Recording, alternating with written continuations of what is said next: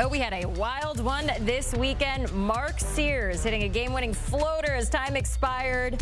Number 7, then Alabama spoiling the home finale of rival, and then number 1 Auburn with a 93-91 overtime road win. Sears, the first player with a buzzer beater to beat an AP number 1 team since Ron Harper Jr.'s half-court shot to beat Purdue in 2021.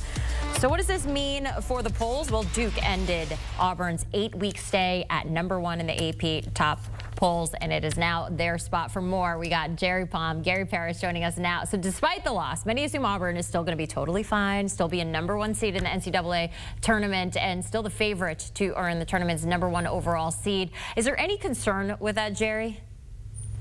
I don't think so. Just because their resume in terms of the higher quality games is just overwhelming.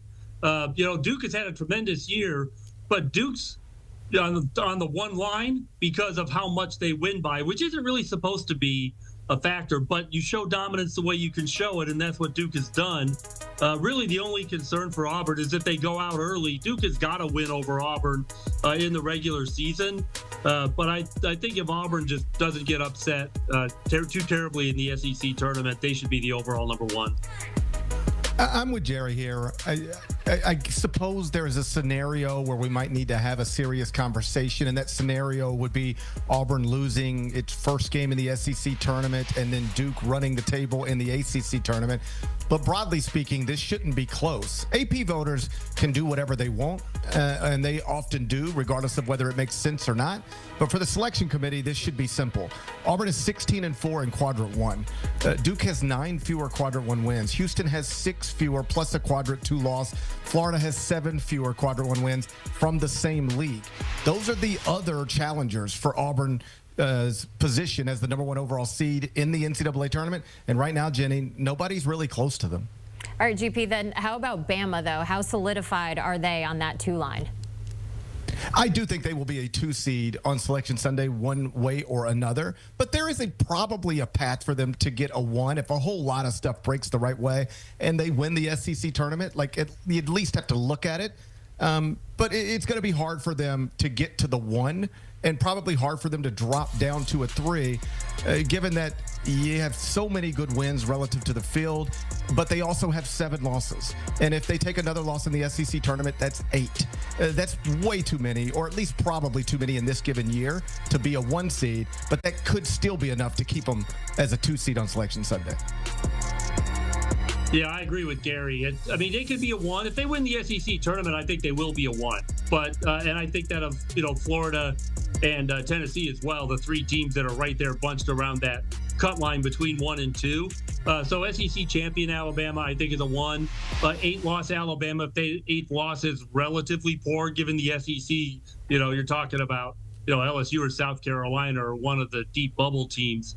Then maybe that could open the door for someone else to pass them. But I think it's extremely likely Alabama's a 2 on Selection Sunday. All right, I want to look at Michigan State now. We had a fun one this weekend on CBS, a big win over Michigan. Now, Michigan State, they'll get a few days to reset, prepare for that Big Ten tournament and beyond. How can the Spartans keep working their way to a 1 seed, Jerry? Well, they're going to need help. But their part of it is to go out and win the Big Ten tournament and beat the best teams available to them to do so. That should give them about 14 Quadrant 1 wins. That will almost certainly be the second most that anyone has behind Auburn, and gives them a leg up to compete with the other SEC teams that are vying for that spot.